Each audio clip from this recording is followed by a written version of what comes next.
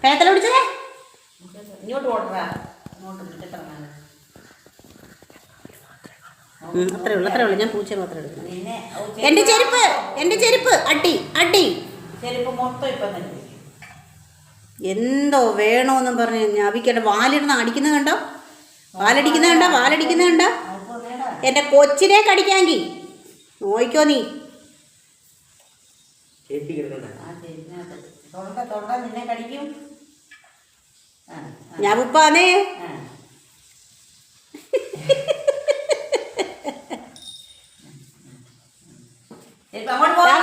വരുന്നതാ തീർന്ന് നിനക്ക് കിട്ടും. ഇപ്പൊ നീ ഇറങ്ങാനുള്ള പരിപാടിയാ.